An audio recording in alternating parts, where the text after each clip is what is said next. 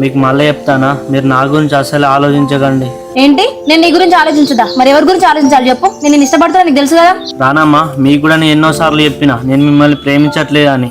సరే రాము, ఇప్పుడంటే నేను ఇష్టం లేను, ఏదో ఒకటి నా ఇష్టం కలుగుతుంది కదా. నువ్వు నన్ను పట్టించుకోకు రాము, నువ్వంటే నాకు ఇష్టం కాబట్టి నేను నీ గురించి ఆలోచిస్తా కదా. రానమ్మా, ఎన్ని రోజులకైనా నేను మీకు పనోన్నే, మీరు నాకు అమ్మగారే. మీరు నాకు అమ్మగారు అనే అభిమానం ఉంటుంది కానీ మీ మీద మాత్రం నాకు ప్రేమ కలగదు రానమ్మా. నువ్వు ఇట్లనే మాట్లాడనుకో రాము, అమ్మకి అన్నయ్యకి నీ గురించి చెప్పేసి నేను. తొందర పడకండి రానమ్మా. నేను ఇంతకుముందే అన్వేషణతో మాట్లాడినా, వాళ్ళ నాన్నను తీసుకొని వచ్చి నీతో సంబంధం మాట్లాడతాడంట. ఓకే, మాట్లాడితే మాట్లాడుకొని నేను డైరెక్ట్ చెప్పేస్తా నాకు ఇష్టం లేదని. అది మీరు చూసుకోండి రానమ్మా, దీంట్లో మాత్రం నన్ను తీసుకురాకండి. ఏమో రాము, చెప్పలేం, టైం వస్తే నేను చెప్పేస్తా. సరే రానమ్మా, మీ అమ్మని మీ అన్నని మోసం చేయడం నాకు ఇష్టం లేదు, మీరే ఉండండి, నేనే ఇంట్లోకి వెళ్ళిపోతా. అసలు నీకు ఎట్లా చెప్పాలి రాము? నేను ఏం చేస్తే నీకు నా ప్రేమ అర్థమవుతుంది? నాకు అర్థమైంది రానమ్మా, మీరే నన్ను అర్థం